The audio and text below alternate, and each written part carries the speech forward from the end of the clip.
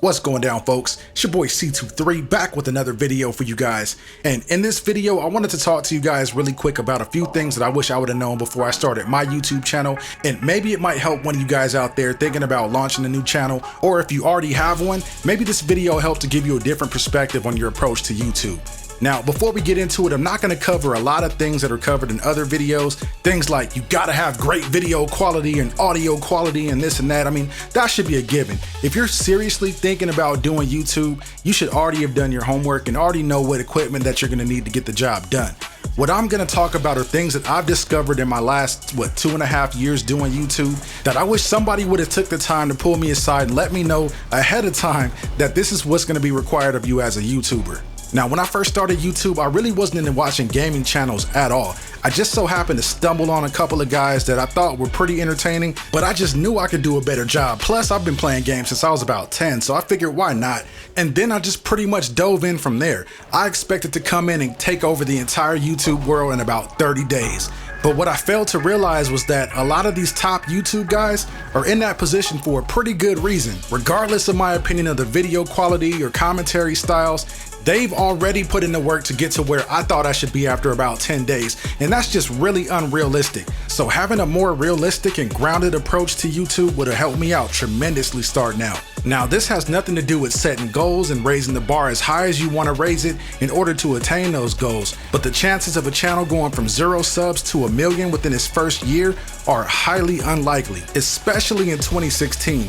Maybe in the earlier days of YouTube when the ranking system wasn't as political as it is now, but you're seeing way less channels seeming to blow up out of nowhere than you did 4 years ago. So having a more realistic approach will help to prepare you for my next point that I want to talk to you guys about, and that's the grind of YouTube. YouTube is a grind almost unlike any other that I can think of, and it should almost go without saying, but if you're going to build and sustain a channel, it's going to take videos, a lot of videos. Going into YouTube, I really didn't understand the amount of work that it would take to actually maintain a channel.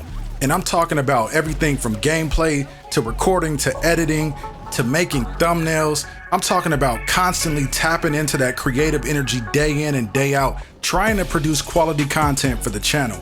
For some people that I know in my personal life, they're just the embodiment of creativity, whereas some people almost have to force it out. But the reality is YouTube doesn't care, and subscribers are so fickle and unforgiving. If you're not producing the content, they're gonna find it elsewhere on YouTube. It's just that simple. And of course, I'm not talking about my subscriber base being fickle. You guys are the best ever. I'm talking about everybody else who is not subscribed to my channel.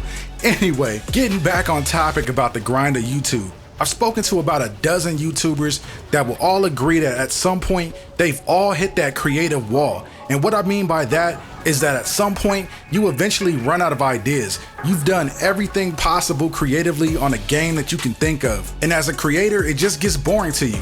Even as a gamer yourself, how many times have you played a game for so long before you're just sick and tired of playing it? The same thing happens to content creators. Had I known that going in, I would have chosen to play a couple of different game modes than I do now. But it's just part of the process, and unfortunately, it's caused me to, on a couple occasions, to just step away from YouTube altogether for a couple of months just so I can come back with a fresh new perspective on things instead of redoing the same things over and over. Now, the next thing that I want to talk to you guys about, and I probably should have tied this in with my first point that I made about having realistic expectations, is that you are not going to make money doing YouTube videos. Now, I know a lot of you guys are already thinking, okay, this guy makes a lot of money, that guy makes a lot of money, and this guy may even make more money than both of them combined. I get that. There are a couple of guys out there that do pretty well doing YouTube, but I get asked all the time, how many views does it take for you to earn a living off of YouTube? My response is always the same, folks. My response to that is always, it's more than you can count. So to all you aspiring YouTubers out there, don't come into this thing thinking about the money.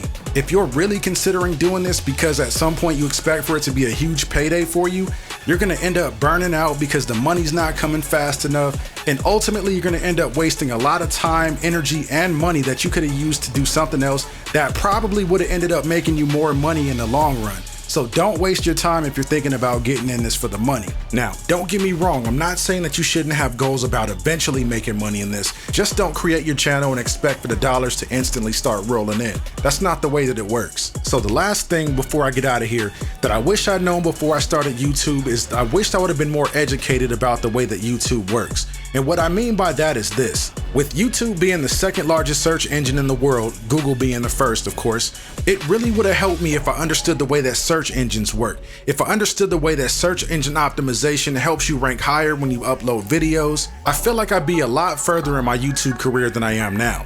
It also would have helped me to understand things like viewer engagement and watch time, and how crucial those two components are to how YouTube ranks videos. And I'll be honest with you guys, when I first started YouTube, I really thought that it was just a popularity contest because that's what made the most sense. I really thought that YouTube was only going to promote bigger channels because ultimately it led to them being able to get more ad revenue, and I really thought that smaller channels like mine did not have a chance. And that really isn't the case, folks.